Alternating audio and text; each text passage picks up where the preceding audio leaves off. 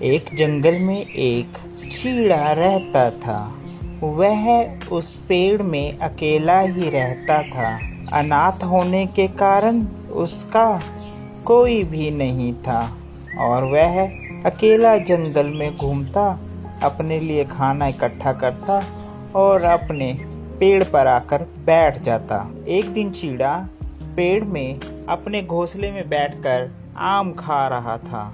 अचानक उसकी नज़र सामने पड़ती है। एक चिड़िया के पीछे एक बाज उसका शिकार करने के लिए उसका पीछा करता है। चीड़ा उसे देखता है। छोटा होने की वजह से वह बाज का कुछ तो नहीं कर सकता। वह पेड़ से एक कांटेदार झाड़ी अपनी चोंच से पकड़ लेता है और बाज के जाकर हमला करने लग जाता है।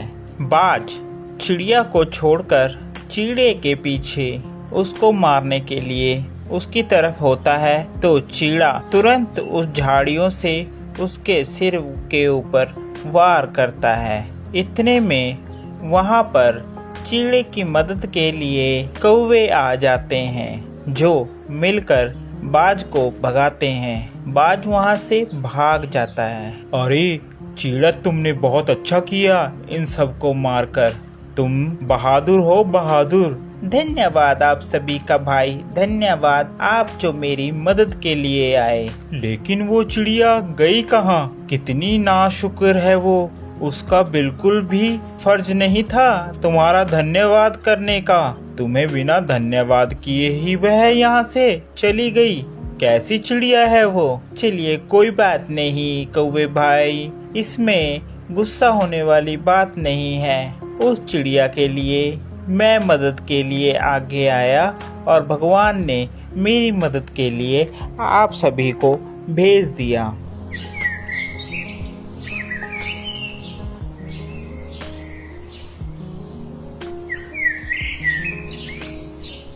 एक दिन चिड़िया अपने घोंसले में बैठा था।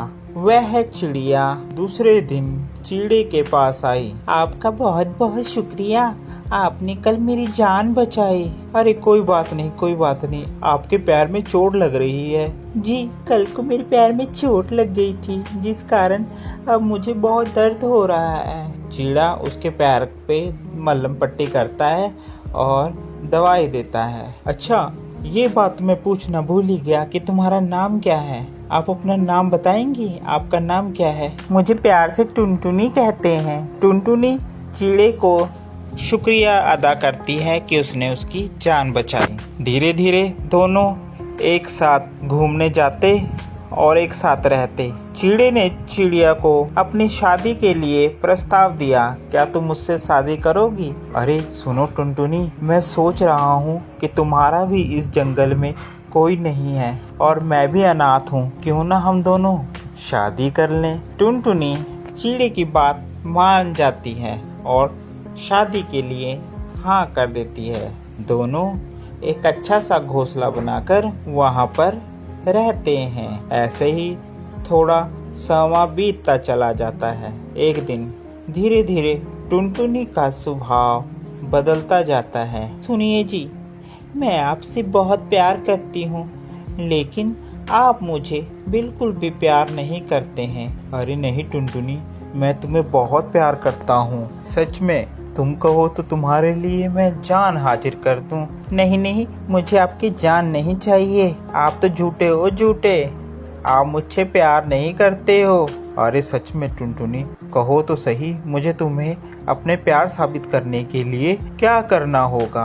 अच्छा ऐसी बात है तो वो सामने जो पहाड़ दिख रहे हैं ना? हाँ दिख रहे हैं टुनटुनी। उस पर कल को दोनों में से जो भी जल्दी जाएगा वह सबसे ज्यादा प्यार करेगा।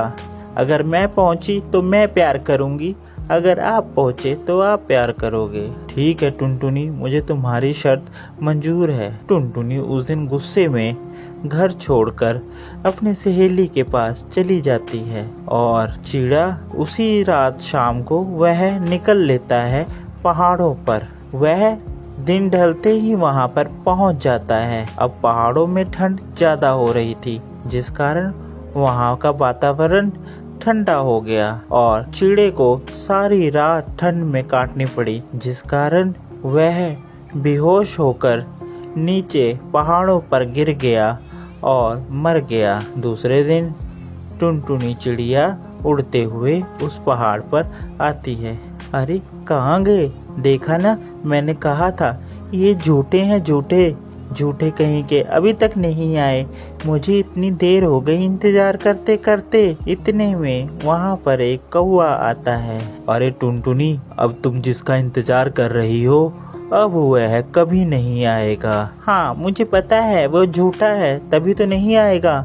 नहीं टुनटुनी, वो अब जिंदगी में कभी भी नहीं आएगा। टुनटुनी पूछती है क्या बात हो गई? अरे क्या बात है, जल्दी बताओ मुझे, क्या कहना चाह रहे हो? कौवा उसे लेकर नीचे पहाड़ों पर ले जाता है, जहाँ पर चिड़ा पड़ा होता है। वह आखिरी समय में भी आंख खोलकर लेटा होता है कि चिड़िया को देख सके। ये सब देखकर टुनटुनी रोने लग जाती है और अपनी गलती पर पछतावा करती है। आपको हमारी ये स्टोरी कैसी लगी ज़रूर बताएं। साथ ही ऐसी और मज़ेदार स्टोरी देखने के लिए हमारे चैनल को सब्सक्राइब करना बिल्कुल ना भूलें। थैंक